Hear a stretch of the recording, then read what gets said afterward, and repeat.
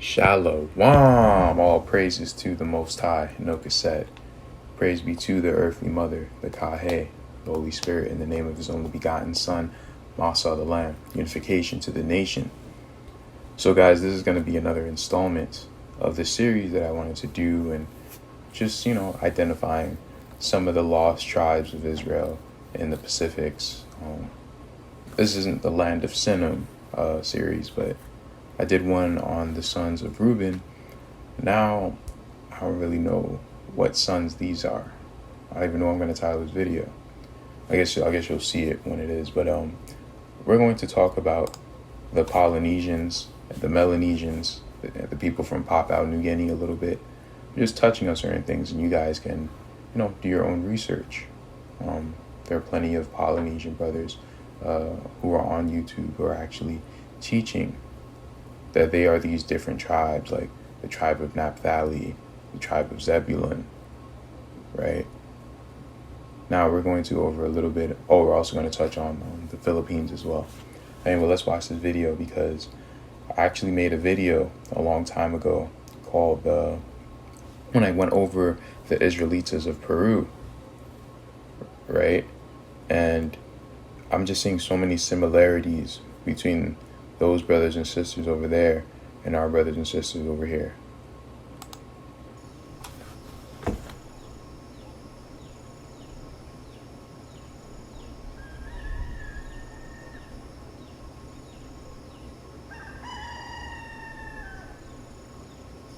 The Gogodala people are a small tribe of hunter-gatherers who live in the far western province of Papua New Guinea.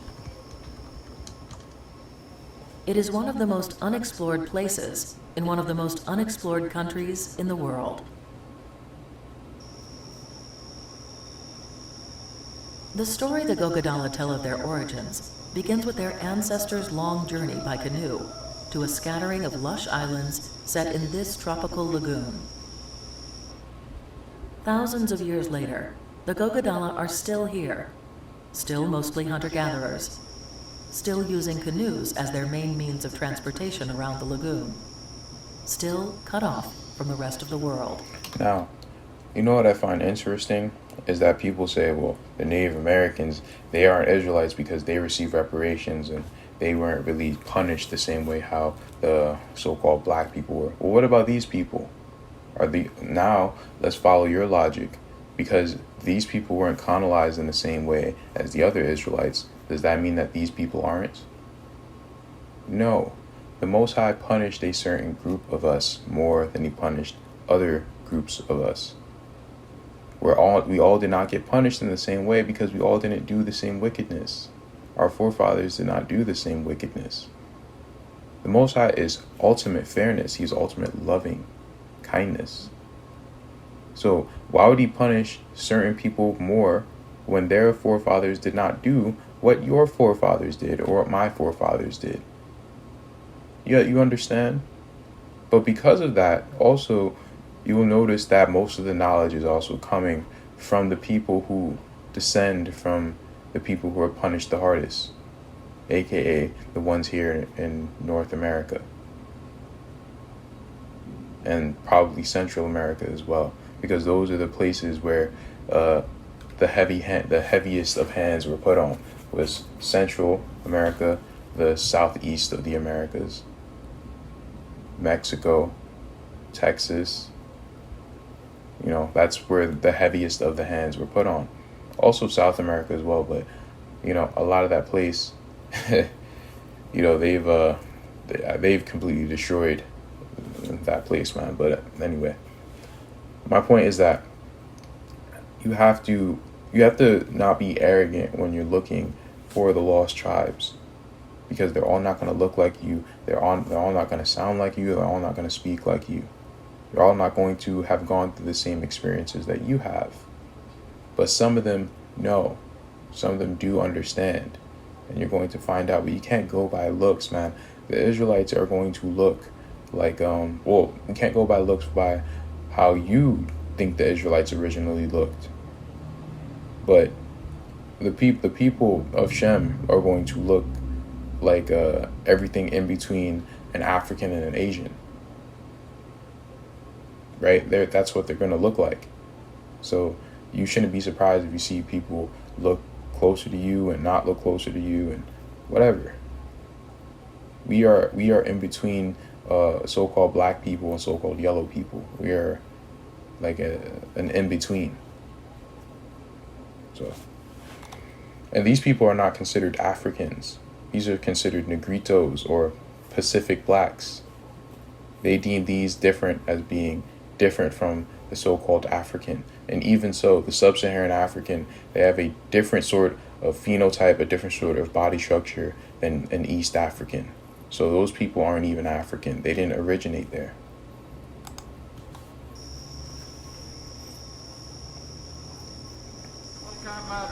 Now they are making an extraordinary claim that has attracted the attention of scholars and religious groups from around the world.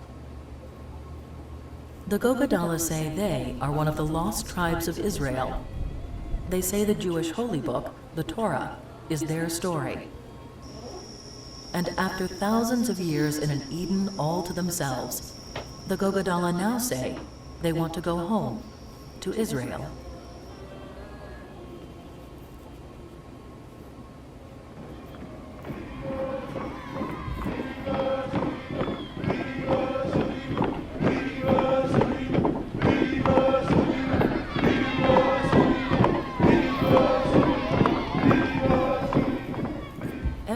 Religious Studies professor Tudor Parfit is an expert on lost Jewish tribes. Who deemed this nigga an expert, bro? Or what? Who are you? And you're gonna see, these people are always so very condescending, man. So very. And it's always, well, you guys didn't have anything. You guys were cannibals before we got here, so why would you have this oral history? Like, these people are something else, man. In March 2013, he took his third trip to Papua New Guinea to visit the Gogodala. To Professor Parfit, the Gogodala's claim to an Israeli ancestry is actually part of a worldwide phenomenon tied to colonialism and the influence of Christian missionaries. In religious studies, we talk about syncretism, which is the way in which different religious traditions can come together and form a new sort of religious entity. And this is what we have here. So he's saying pretty much that the reason why these people have these, this need for Jewish identity is because this was formed through an amalgamation of the colonizers bringing Christianity to them. That's why. This is all nonsense, bro. They're gonna tell you themselves that they knew who they were way before anyone got there. When they got there, they knew who they were. Bedrock, I think, of the religious identity of the Gogodala remains in some respects their traditional belief system, upon which has been grafted Christianity, which was introduced to this previously cannibalistic tribe. You hear this guy? See, they got this stuff when Christianity was introduced to this cannibalistic tribe, and he's not wrong. A lot of us in the Americas started just to become cannibals. It really is insane how we really wanted to be like the Canaanites so badly, like these red-headed, blue-eyed giants. We even worship them. Call them gods. The hell is that, man? These people are cave beasts, man. Like, it's wild.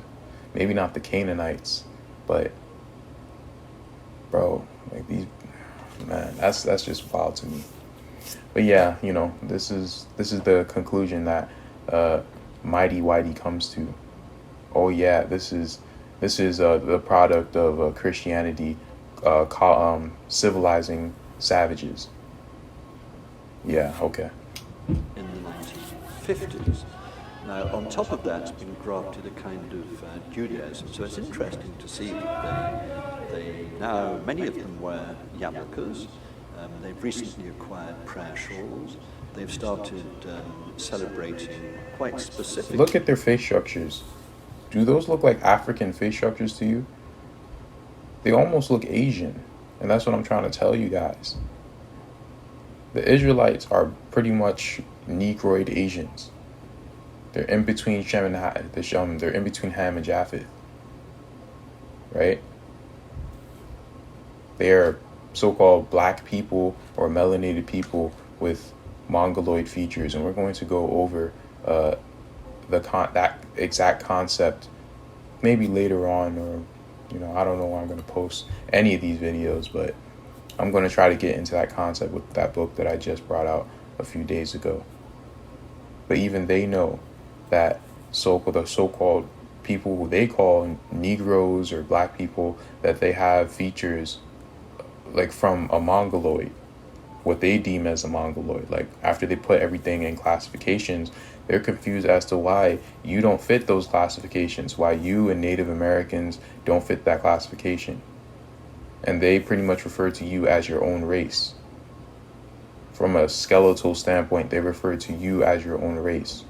The so-called West African, the Sub-Saharan African, the Black American, the Mexican, the North American Indian, and the Black Pacific Islander. You guys are all your own race because they don't know what you are.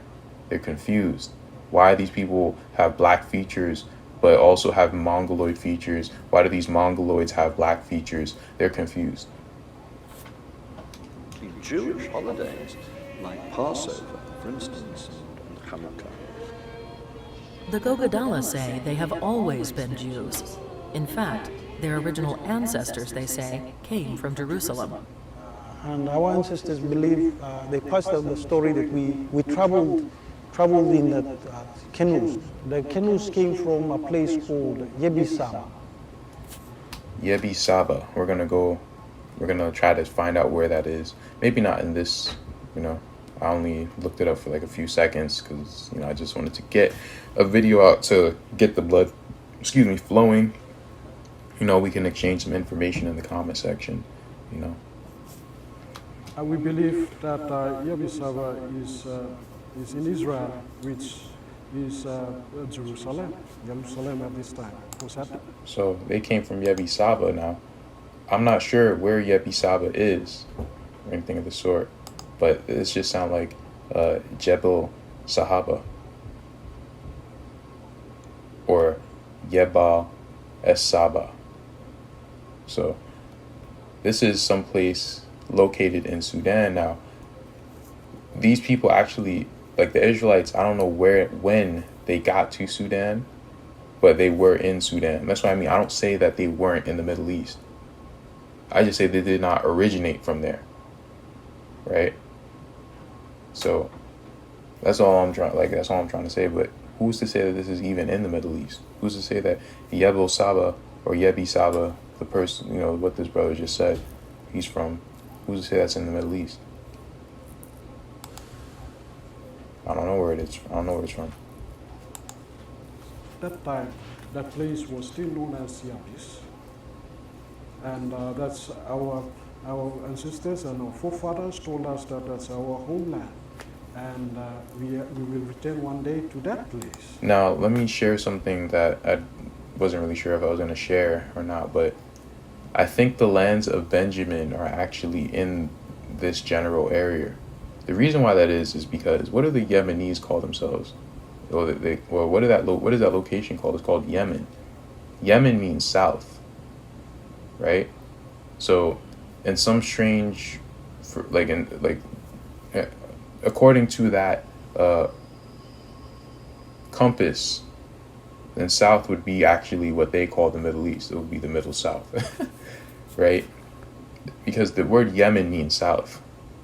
Now, Benjamin or Ben Yamin can mean sons of the south. So could the lands of Benjamin be over here in this area? They could be. I don't know. I was just putting that out there because that's something my boy Dean and I were going over, just building. Anyway, let's continue. In the West.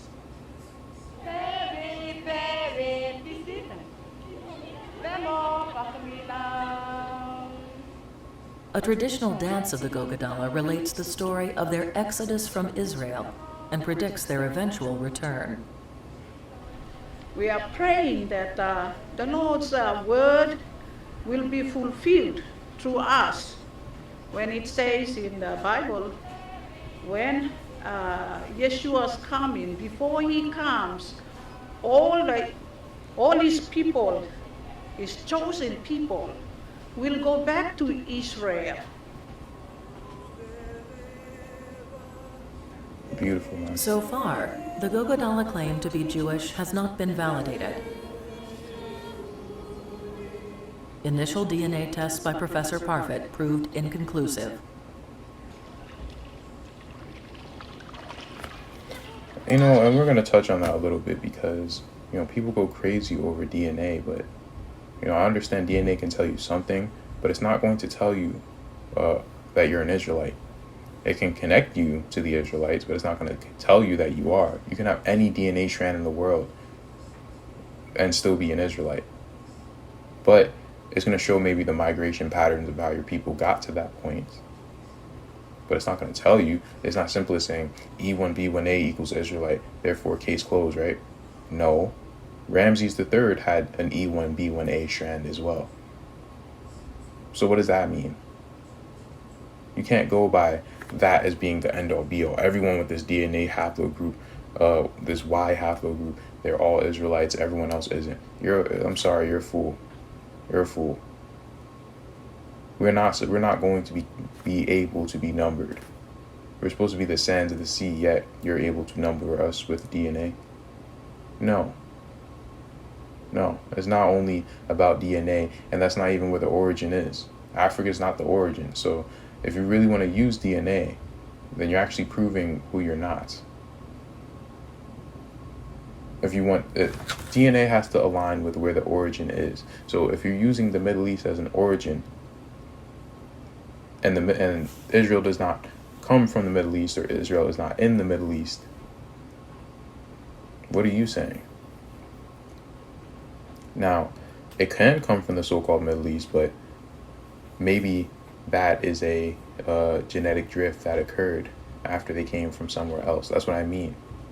Maybe the Israelites went to the Middle East, married some women, had some sort of genetic drift, and it went from there. So that would be counted as being originated in the Middle East. You understand what I mean? So this is a much more complicated topic. Now the Limba tribe also, they said, well, they're genetically Jewish. But what does that mean? If you're genetically Jewish, that means that you share DNA with the people who are claiming to be Jewish, which are really just a bunch of Canaanites and Cushites and Japhethites and Edomites. So if you share DNA with them, what does that mean? Does that mean that you're not an Israelite? Not necessarily, but you using DNA to prove who is and who isn't, rather than to try to find their migration patterns of maybe how they got there from the actual Holy Land, it doesn't make sense. You have to use it with discretion and with critical thinking and wisdom. I understand that the E1B1A haplogroup, that's a connection to the Americas. But that's my point. These DNA strands have to connect to the Americas. Haplogroup A, B, C, and D all connect to the Americas. Q connects to the Americas. R1 connects to the Americas. So DNA has to connect over here. That's my point. For now, life on the lagoon continues as it always has. And it remains to be seen whether these young Gogodala will be as fervent as their parents to trade their Eden for Israel. Even the person who is narrating this knows that the plans that they're on right now, they're way better than that so-called Israel. So why would they even go back? Don't make sense. Let me see. No, she already spoke on that. Let me see if I could find something here. Oh, this is a comment that I saw. I found this interesting. I, as a Gogodala, do not really want to expose too much of my ancestral heritage which existed long before my good missionaries arrived at our shores, on our shores. This much I can expose is about my Gogodala intricate clan system which governs our way of life. All the names of people and places are derived from our clan system passed down from generation to generation. This is my Gogodala ancestral heritage which no one can change. In 1971, a missionary was writing his thesis, which my father was part of, sharing Gogodala history. Many tribal leaders who have passed now were not too happy with my father exposing our secrets with a white skin. So, listen, man, even these people understood that there's something off about white people. At least these sorts of white people. Now I think I understand what I did not then. So, I'm just saying, man, and look at this. To all the critics of the Gogodala saga, these are some of our very own Gogodala names for our clan system. Mosi, Sedika, and you can go down the list. You can read these. But these all sound like, like Hebrew, or at least, the Hebrew that they say. That's why I think these people, I think they came from one of these colonies. One of these places that Israel set up camp. And they come from the Americas. You know what I mean? So now this is what I'm talking about regarding DNA, because now Messianic Jews are saying to Nigerian, you are not the real Jews because of DNA. But the Limba are, they're Jews because they share DNA. Do you understand what I mean? This is all BS, bro. This is all BS. They said that the Igbo are not genetically Jewish based on their private DNA tests. Let me see.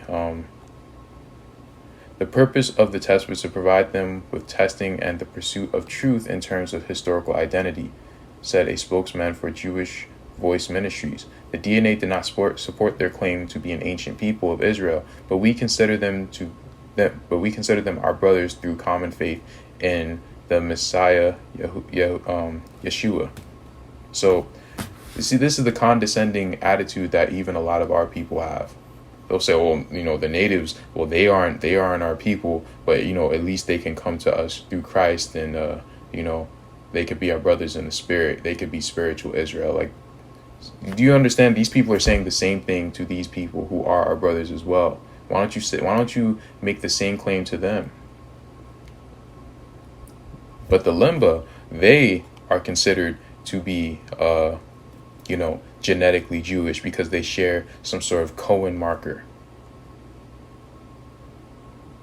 Right? Afterwards, the Limba tribe in Zimbabwe turned to Parfit and asked to have their DNA tested in order to support their claims of Jewish identity.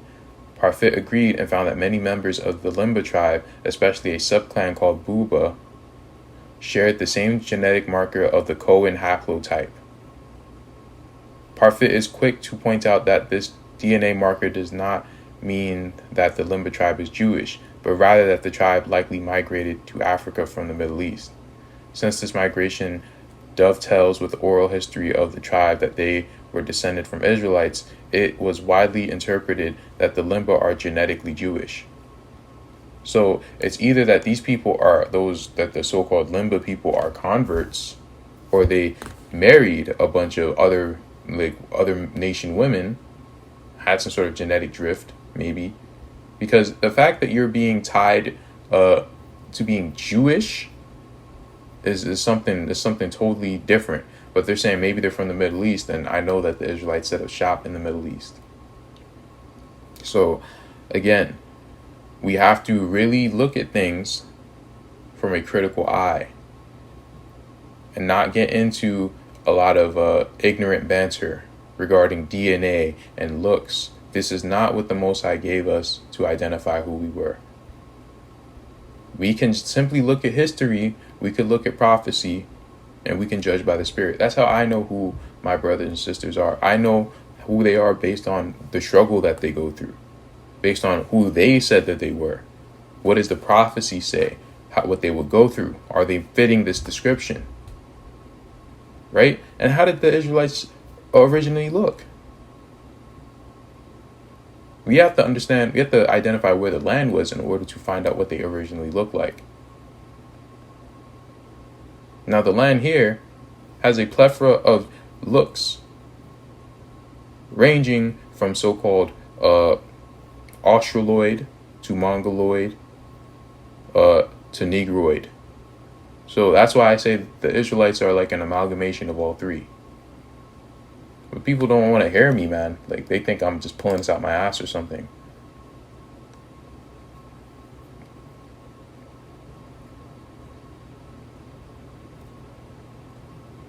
To understand the situation for Maori in New Zealand in the new millennium, we have to look back at our history, our colonial history. Maori, for well over 100 years, saw the most negative impacts of colonisation affecting our communities. We went from being the owners of the country to, by 1900, owning less than 3 million acres out of 66 million acres. We also lost our language. So alongside economic loss was also cultural loss, which has been in many ways more catastrophic for our communities. So by the post-war era, Maori in New Zealand were more likely to be underemployed, undereducated, in the lowest socio-economic groups, highly represented in criminal statistics, mental health issues, substance abuse issues, like many other Indigenous peoples who've been colonised by Western cultures. And it's really only been since the 1960s and 1970s that a movement emerged, which we now call the Maori Renaissance, that saw an increase in Maori activism and the struggle for self-determination, not just politically, but also economically and culturally. We've seen a new generation of Maori emerging in the last 20 to 25 years who have come through the Maori education system, who've been educated in a very pro-Maori, Maori-centric environment. They're young Maori who may not speak our language well, but who are on the journey to becoming Maori language speakers, but more importantly, who are much more confident in their sense of who and what they are. So, as we know, identity is crucial to cultural well-being, and having that sense of strength of identity and self-confidence in their Maori identity, as well as being students of our Maori language and culture, means we have a generation of Maori who I think are much better placed to move into the future more confidently and reinstate a number of those cultural strengths that we lost over the last 170 years of colonisation. So these people, come on, man. What does it sound like these people actually went through? What does it sound like? Does it sound like these people are just random people, heathens? The people went out of their way to destroy their culture, their language, everything. Why? Don't really make sense, man. The 18th century brought more enlightened visitors who were in search of scientific and geographic discoveries. British Captain James Cook was unique in his curiosity about the people and cultures of our island world. He was also the first to recognize the immensity of its global expanse. How shall we account for this nation having spread itself to so many detached islands, so widely disjoined from each other in every quarter of the Pacific Ocean? We find these people from New Zealand in the south as far as the Sandwich Islands in the north, and in another direction from Easter Island to the Hebrides. How much farther in either direction its colonies reach is not known, but what we know already in consequence of this voyage warrants our pronouncing it to be by far the most extensive nation upon earth. We have learned a great deal about the lives of our ancestors from the journals and drawings of Cook's 3 voyages in the Pacific.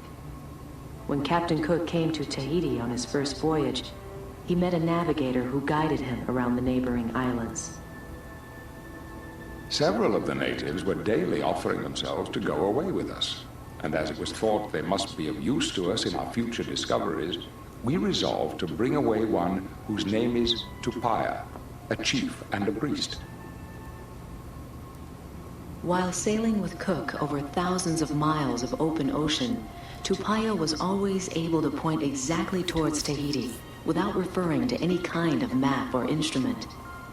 He drew a map for Cook that showed the location of 74 islands stretching over 2,000 miles of the Pacific. After several months at sea, the British ships reached New Zealand.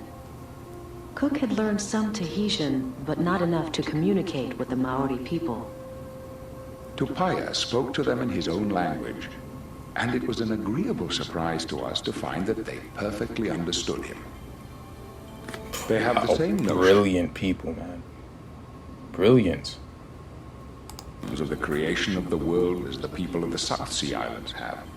But nothing is so great a proof of they all having had one source as their language. On his second voyage to the Pacific, Cook sailed to the easternmost island of Polynesia, Easter Island. Legendary navigator Hotu Matua had discovered this remote island more than 1,000 years earlier. The inhabitants of this isle, from what we've been able to see of them, do not exceed 600 or 700 souls. Nature has hardly provided it with anything fit for man to eat or drink. As small and as mean as the canoes were, it was a matter of wonder to us where they got the wood to build them with. They do not seem capable of carrying above 4 persons and are by no means fit for any distant navigation. Cook found hundreds of giant stone statues scattered across the island, standing guard over the villages and resting unfinished in the quarry. Constructing them exhausted the island's resources, leaving no trees for building large canoes. Unable to voyage out, the people of Easter Island were cut off from the rest of Polynesia, trapped on a barren land. On his third voyage, Cook sailed north of the equator and came upon Hawaii, the most isolated group of islands on Earth. He was surprised to find a healthy, thriving, and densely populated society. Canoes now began to arrive from all parts, so that before 10 o'clock there were not fewer than 1,000 about the 2 ships, most of them crowded with people and well laden with hogs and other productions of the island. Cook recognized that the Hawaiian natives were closely related to the people he had seen in New Zealand, Easter Island, and all the islands in between. But he never resolved the question of where they'd come from. Cook believed that the Polynesians originally came out of Asia, but he could not understand how their canoes could have sailed against the prevailing winds, which come from the Americas, from the east. Nearly 200 years after Cook's death, Norwegian adventurer Thor Heyerdahl built a balsa raft, Kon-Tiki, and tried to recreate what he thought was the voyage of the first Polynesians. I realized that nobody could come from Indonesia to Polynesia by sailing against the wind and the current. My theory has always been that the first settlement of Polynesia came from South America. What? In 1940. What? That the people of Polynesia came from South America. They didn't go to South America, they came from South America. That's why they share DNA markers. People say, oh, they share DNA markers because, you know, they're from Polynesia and they went to South America. No, it's the other way around. Oh, the Siberians, they share the haplogroup Q, because they went there. Because the Northern Kingdom was scattered throughout Asia. That's why Paul had to preach throughout Asia. Siberia is probably the end spot that they were in. You understand? This is how you actually use DNA. You have to use it to connect it back to the land. And not the fake land. 1947, Heyerdahl and his crew set out from the waters off the coast of Peru. After months of drifting in the open ocean, Kon-Tiki reached an island in the Tuamotus in central Polynesia. He left Peru. That sounds like the story of Hagoth in the Book of Mormon. Interesting. We showed that it could be done. We did it. Herb Kane, artist and historian. All he proved was that you could tow a balsa raft out to where you could catch the prevailing wind and current, and that would carry you to Polynesia. However, the plants and animals of the Polynesians and the language of the Polynesians all have roots in Southeast Asia. There's no question about that.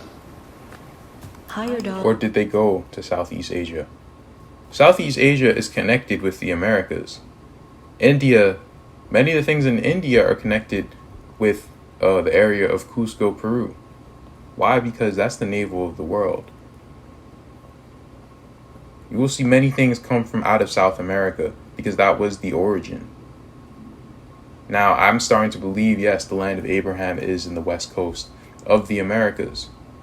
But I honestly think this entire place were our lands. Again, how does the Book of Mormon make too much sense? Maybe it wasn't, maybe they just went to Central America and colonized Central America, and that's literally what it is. And maybe it's been framed in a way where it sounds like they're going to a whole new land. I don't know, man. I have no idea, but I'm not going to worry about that. Paul based his theory on the premise that the trade winds are permanent. In fact, the easterly trade winds die down for part of the year and are replaced by westerly winds. Tupaya had explained this to Captain Cook in 1769. Our ancestors used these seasonal wind shifts to sail to the east, looking for new land. When the easterly trade winds returned, they could then navigate back to their home island. Which way's east? Which way's east? That's for another video, but which way's east? This two-way voyaging was essential to the culture's survival. The first voyage might be for exploration, but later voyages would carry the plants, animals, and people from one island to another.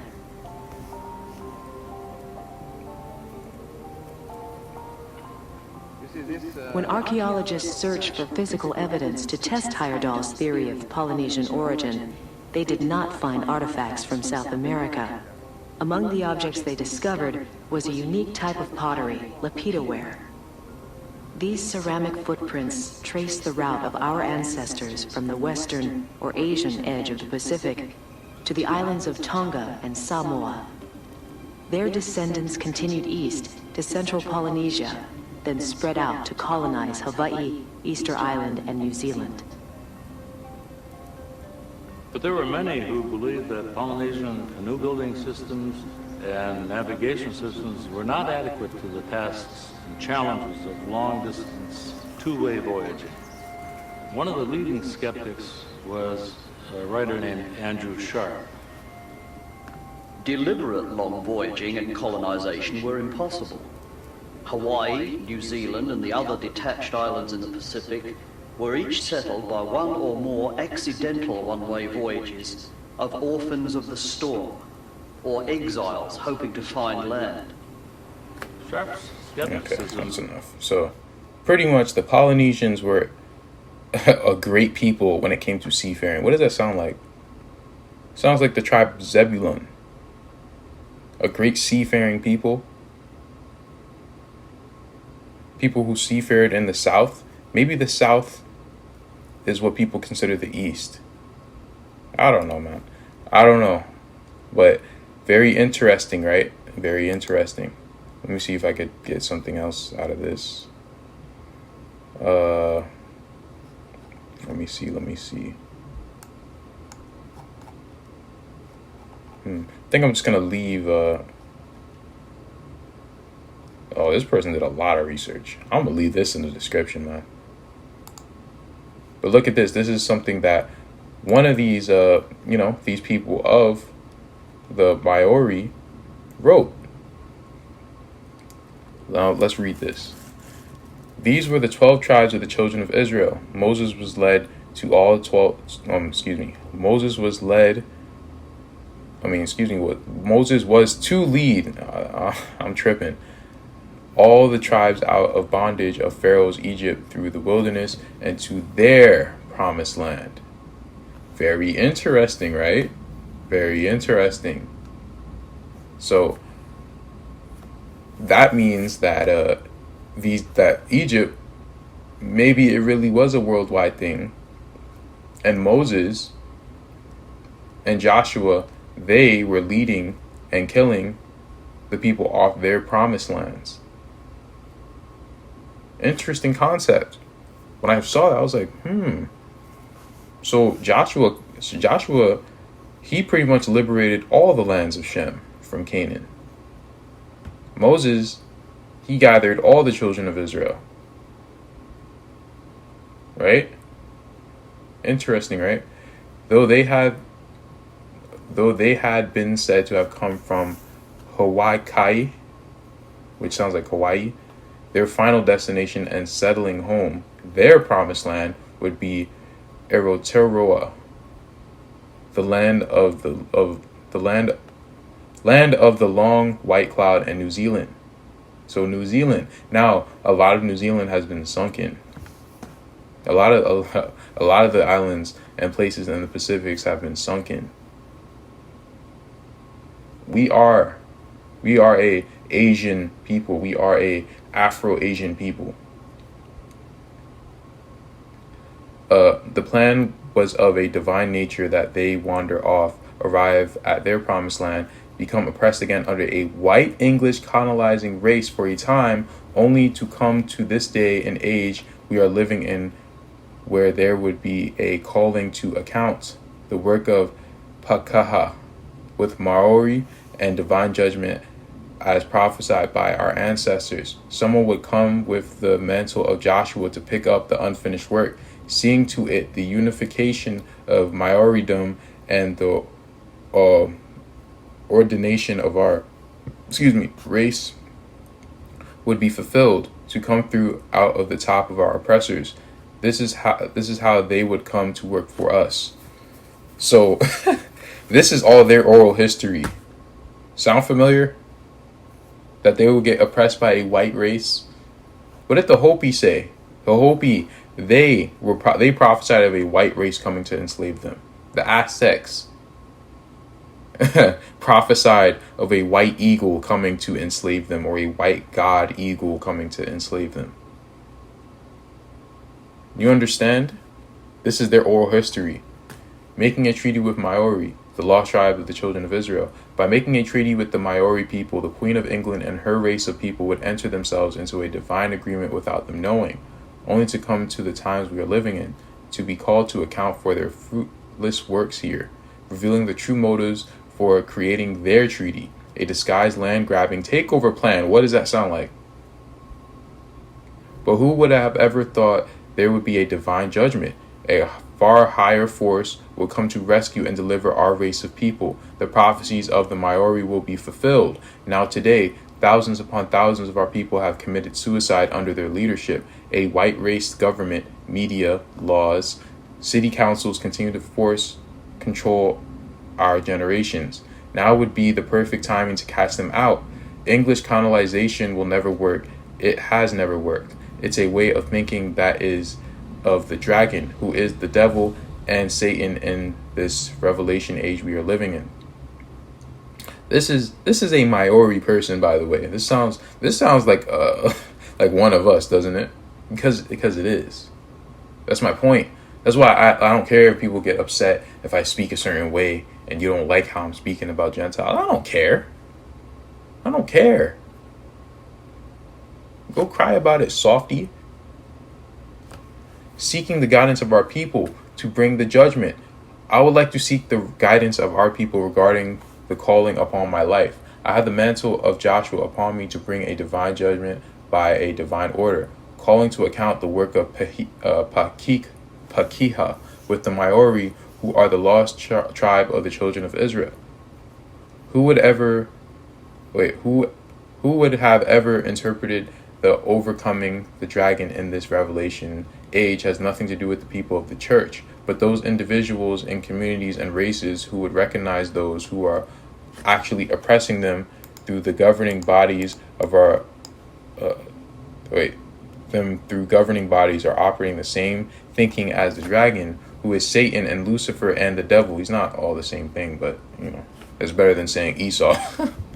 That's just stupid. You really think Esau is fighting against archangels? Go read the scriptures, man. Go read Jude. He operated under pride and arrogance, the same pride and arrogance that white race dominated governments, including the head of state, the queen, are operating under. It was pride and arrogance that caused him to fall, so shall the same principles apply to those who have long oppressed our people. The same judgment will be used. So the force they have used is the very force that will bring them down twice as hard by an act of Io, the supreme God. Bro, I'm telling you, man. I'm telling you. These are our brothers and sisters. New Zealand is our land as well. And why do all these people, they're just running from one of our lands to another one of our lands? Just get them off the earth, bro. Please just get them off the earth. Come on, man. Now, Mormons and Pacific Islanders, I did not want this video to go on as long as I am making it, but I can't help it. But this is the concept of Hagoth. Now, the Book of Mormon talks about how Hagoth went to the West Sea. Now, where is the West Sea? It's hard to know, but we're going to make a good case. Right? But the LSD church stories about people sailing to the New World, there's also the story of Hagoth, who it is said to have sailed from the Americas to Polynesia. But while the stories of Lehi and Jared are generally accepted, that of Hagoth is more ambiguous and not universally supported by practicing church members, and not at all by non-members of the church. Differentiating between scriptural and apocryphal accounts of Hagoth and his ships, one Latter-day Saint writer makes the following observations. The Book of Mormon does not equate the West Sea with the Pacific Ocean. The Book of Mormon does not tell us that Hagoth was on board any ships that were lost. The scripture does not say that he captained a vessel, or that he was an explorer or an adventurer, or that he led people. For all we can tell, the skilled Hagoth's main objective was to provide from the shipping industry. It is possible for peoples in various places to be related to Hagoth's people, the Nephites, without Hagoth personally making an ocean voyage. Coastal and island hopping colonies once associated with Nephite shipping could have built more vessels and traveled very far. It is also important to realize that the peoples of the Pacific Islands may have come from more than one direction. So that's a good point. But I'm just going to touch on the Hagoth connection, and people can make their own connections afterward. Let me see. So yeah, they believe that the people of the Polynesian Islands, the Mormons, they believe that they are the descendants of Hagoth. But as the person pointed out, they don't have to be descendants of Hagoth. Right? They could just be powered by Hagoth. And maybe he powered the tribe of Zebulun to, get things kickstarted. As I said, I doubt that the Israelites did not know about each other, like they're trying to make it out. Like, after the northern kingdom left the southern kingdom, they never had contact ever again. Like, that's not true. You don't think any came back to the promised land? None came back after the Assyrian captivity? Where is the Assyrian captivity? Where is Babylon?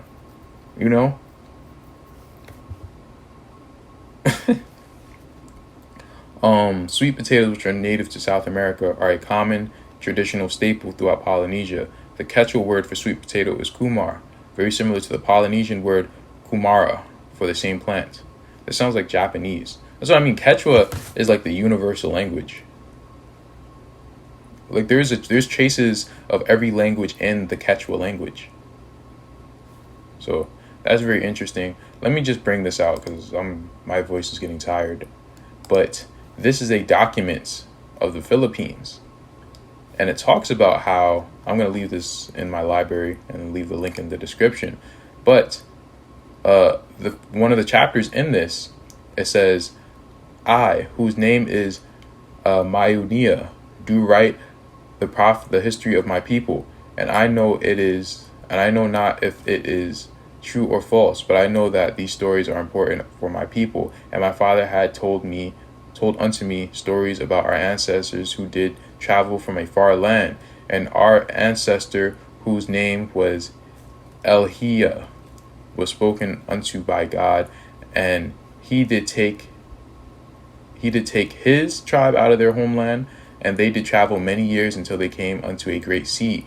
And God sent down a boat from heaven, which did carry the tribe across the great sea. And God did deliver these people unto a new land. And there were many tribes in a land, and their tribe did spread in the land. And now because of these other tribes, they did become mixed, and their tribe was diluted. And there was a great division among the tribe. Now I know not if these things are true, for there are many things that seem to be impossible. This seems to read as a corrupted oral tradition of the story of Lehi. Now, what is odd about this, honestly, is that it's trying to say, I don't know if it's true or false. It's almost like it's trying to say that so it can give it leeway if if it comes back to bite someone and says, well, this never happened. Oh, this is forged. It's like, well, I don't know if it was true or false. See, you have to, I don't know. Like, that was just my antennas went off as I read that the second time. Like, literally just now, I'm just like, wait a minute.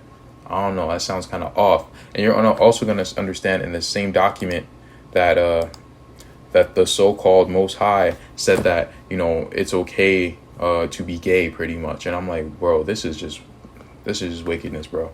But maybe you can get something out of it. I don't reject anything before I actually read it myself. So we're going to see, man. But anyway, that's about it. I did not realize I was speaking for this long. My throat hurts now. So I'll leave all the links in the description. Shalom.